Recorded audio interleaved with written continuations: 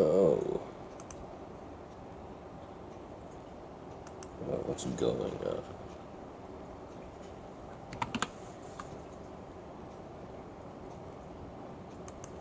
How about that? How about that's better?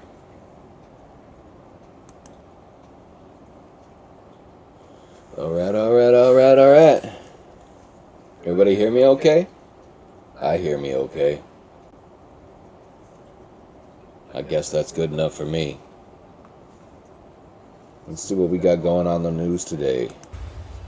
The drone sightings continued last night over Morris County and have now been spotted in other areas of the state. Where they're coming from and who's controlling them remains a mystery. What is that? Lots of drone sightings and still little to no explanation. The fact that our police, the county, the state, no one has anything to say about it, I think is crazy. We went in search of answers Wednesday and learned this from the mayor of Mendham Borough. I know that these drones are not new. They've been going on for a while now, like well over a year.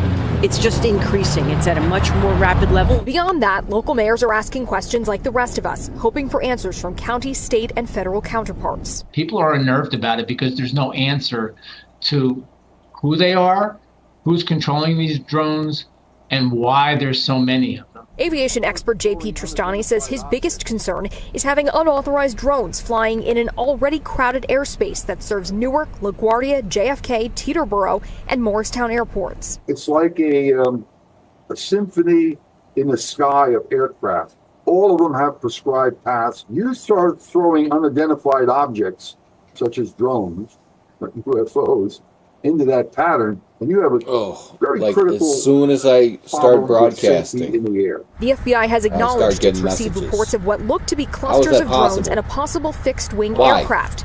The agency's Newark field office said Wednesday, quote, "We understand the concern and we are doing all we can to figure out what's going on. We truly don't have much information to provide at the moment."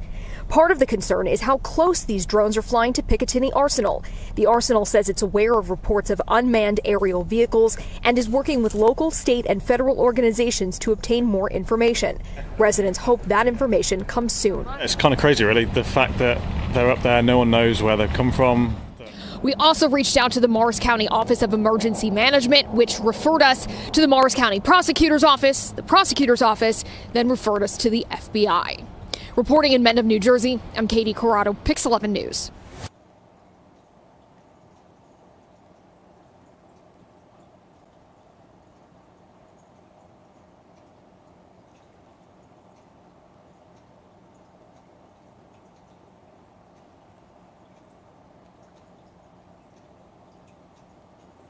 All right, well, it was that story. I guess it doesn't.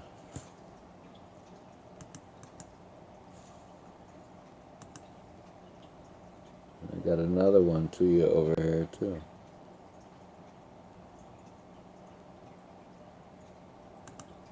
This one hurt.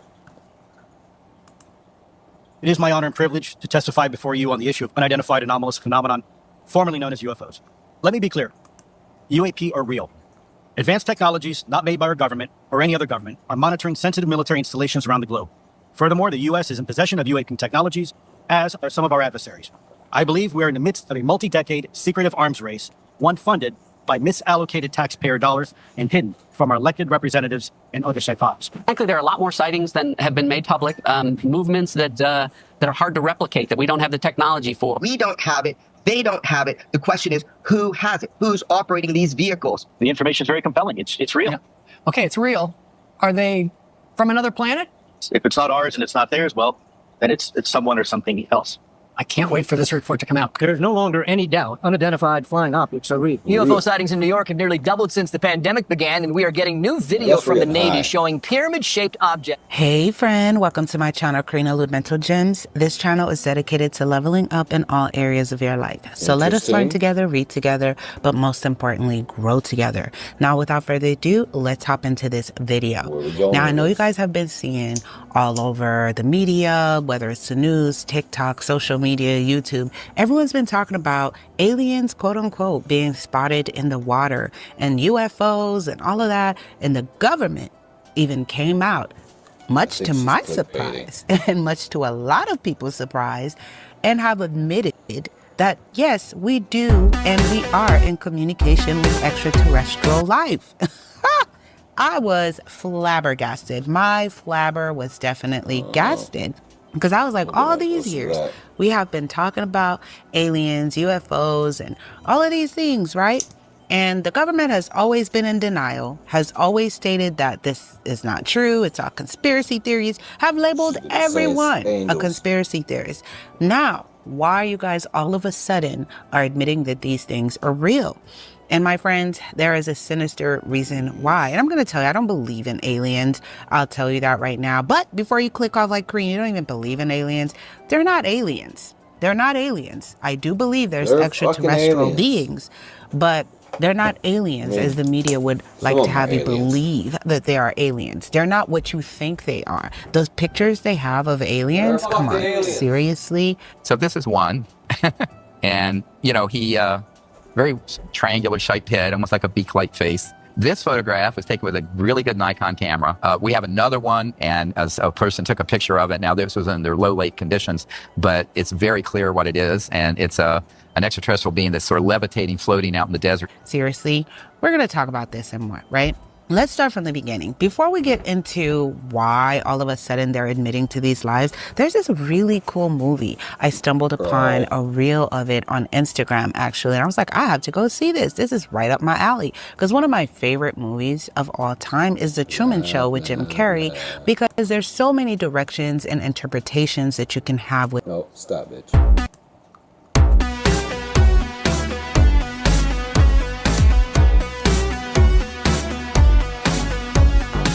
Okay, we've got a lot to talk about with UFOs today, so get in here. This is Jack with Cosmic Road. I'll talk about UFOs and the paranormal. Please hit like and subscribe and let me know what you think in the comments below. Yeah, this is really interesting. It looks like the House of Representatives, members from it are going to meet with AARO tomorrow. That's right, classified House members only briefing for members of the National Security Subcommittee on UAP by the Pentagon's office, which office probes reports of such things, AARO. And we have further details from Dean Johnson, Congress UAP UFO update. In response to my inquiry, I received the following explanatory statement from a spokesperson for the Oversight and Accountability Committee in the House. There will be a bipartisan classified briefing on Friday with Dr. John Kozlowski, the lovely Kozlowski, the director of AARO. The briefing is open to all members of the Oversight Committee, the National Security Subcommittee. Chairman Glenn Grothman requested the briefing. This briefing will focus on AARO's recent annual report and provide members of the committee the opportunity to ask AARO follow-up questions from last month's UAP hearing. Now, I assume that means the hearing with Kozlowski, which was actually in the Senate, not in the House. But since this is the House, I have to wonder if it's a follow-up briefing with, about the House hearing with Lou Elizondo and the others. I don't know. I guess we'll see if they tell us this is a behind closed doors meeting. So we'll see how much slips out after the meeting. Either way, I'm not encouraged. I mean, it's AARO, it's Kozlowski, the same guy that was trying to debunk the Go Fast video. I think he's basically another Sean Kirkpatrick. He puts a slightly better face on it, but he's pretty lovely from what I'm seeing. Meanwhile, Dana Sheehan has some encouraging comments about the new administration. As we all know, Donald Trump has won the election, will be inaugurated on January 20th. He has stated on at least 4 different occasions publicly that it's his intention, once he's inaugurated, to release all of the information that is in the possession of the United States government pertaining to UFOs and the potential ET phenomenon, and what is now known as the non-human intelligence that's associated with the phenomenon. So that's caused quite a stir now that among other reasons of his having been elected, it's causing a lot of stirs everywhere. But if in fact he goes forward to start to reveal this information, it's extraordinarily important that we in the consciousness community kind of respond to whatever it is that he starts to publicly release, to assist people in kind of absorbing the full dimensions of what it is. So there you go, Danny Sheehan, optimistic about the Trump presidency releasing UFO files. I don't know how much we're going to get. I do expect Trump to release some stuff. He said he would. He said he had to, as if it was a calling that he had to do. And he also wants to declassify JFK files, etc. He seems big on transparency, which could bode well for UFO transparency. However, I would be shocked if they just opened up the can of worms and released everything. We may get some historical stuff and interesting stuff, I would expect. But they're not going to talk about the dumbs. They're not going to talk about the UFO control group assisting in abductions or treaties they have with beings or shooting down UFOs. I would be shocked if they got into all of that, but I would love to be shocked. So what about you? Are you optimistic about a UFO disclosure of some sort in the Trump presidency? I do think we're going to get something, but again, I'm not expecting the whole kit and caboodle, but let me know what you think. Meanwhile, Ross Goldhart, this is from a few days ago, is commenting on the current drone flap or UFO flap, whatever is going on. Natasha, the sightings at the moment are off the charts. I've been talking to people from MUFON, and they're telling me that reports not only in the US over sensitive US military facilities, particularly facilities with nuclear weapons or nuclear power, but also over the United Kingdom, there are spates of what the US Air Force is continuing to describe as drone sightings over some of the most sensitive RAF, Royal Air Force bases in the United Kingdom. And we know, apocryphally, that they are bases where nuclear weapons are allegedly located and they are shared with the US Air Force. It's an issue of grave concern. In fact, it should be a national security concern that right now, over sensitive military facilities across the United States, as we've reported before, I think I've spoken to you about sightings over the Langley Air Force Base in Virginia, we're now seeing those over the continental USA and across Europe, particularly in the United Kingdom. Sightings are off the charts. I've never had so many reports coming in. And a lot of them, intriguingly, Natasha, are orbs, plasma orbs with this distinctive orange-red colour that Officer Klein saw. Yeah, you're talking about the case in 2022. But yeah, he's talking mainly about the current flap going on, and he says that he has never seen anything like this, that he's receiving so many reports that he just seems really amazed by all the reports that he's getting and everything that's going on. Meanwhile, we have a WikiLeaks leak, supposedly, alleges a secret war with UFOs in Antarctica. The infamous and embattled Julian Assange had made prior comments to the announced release of many of his controversial intelligence leaks that there would be UFO-related materials. Such was the case recently when WikiLeaks revealed alleged compromised Department of Defense cabled communications indicating the U.S. Armed Forces may be in the midst of a secret war with UFOs. Yeah. Well, they certainly are. They're shooting at UFOs, so yeah, something. I don't know what the point like is in trying going on. According to the sources that were revealed, there was an all-out alert issued by the Air Force Space Command after the emergence of a large flotilla of airborne UFOs from the floor of the southern seas of the Antarctic. I guess those would be USOs. This armada of unknown objects headed toward Guadalajara, Mexico. With U.S. warplanes deployed and all radars intensified on the inbound targets, the massive UFO fleet supposedly dimensionally relocated themselves back to submerge in the Antarctic oceans once again. The incident occurred regular basis? Do you not Recently, get a message another that massive emergence notification of that I unknown went live objects online headed on toward the southern YouTube tip and, of South America and flew over Chile. Experts say that the immediate threat posed by these huge displays of large numbers as they launch from beneath the waters is the dangerous wave they generate that is capable of sinking ocean traffic, such as freighters and other vessels. Now, I raised my eyebrow at that. You know, these objects don't seem to interact with air when they pass through the skies. They don't seem to pass through water in the same way that, you know, our own vehicles do.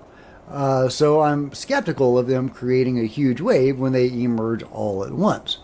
But to go on, in the most recent appearance of the UFO Armada from the Antarctic Southern Ocean, one cruise ship was nearly capsized with 160 aboard, while another vessel was overturned with a crew of 60 with only 20 rescued survivors. I'll let you read the rest of it at your leisure. This is from UFO Digest. And I'm looking for the original WikiLeaks leak, the link to the WikiLeaks page, but I can't find it. If you do, let me know in the comments below. Meanwhile, we have... Yeah, anyways, good morning, people. Another potential leak. This is from Ruby, who says a person who claims to have worked on a project in relation to NHI. I haven't got to sit and watch it. The person was given access to documents in order for the team to write up their report and conclusions. The person says, because of my past work experience, most of my work on the report was related to the actual interviews that had taken place with ETs. They were retrieved from crashes, but also from landings where the craft seemed to have landed on purpose and the beings came voluntarily. Reading those was very surreal, and I suspect the context of these interviews is part of the reason for so much secrecy. The way that they were treated was inhumane and very unethical. The ETs have a very close relationship with their technology. They cannot survive very long while separated from their craft and from each other. They can't eat anything other than a special kind of liquid food, and human-made substitutes were not sufficient replacements. Throughout their stay on Earth, they would suffer from malnutrition and a kind of toxic buildup in the body. Because of how valuable they were, every effort was taken to keep them alive and conscious, even against their wishes. Something that deeply frustrated me was that they seemed to want to show us so much more, but because of the irresponsible behavior of the program, they could not. They were separated from their craft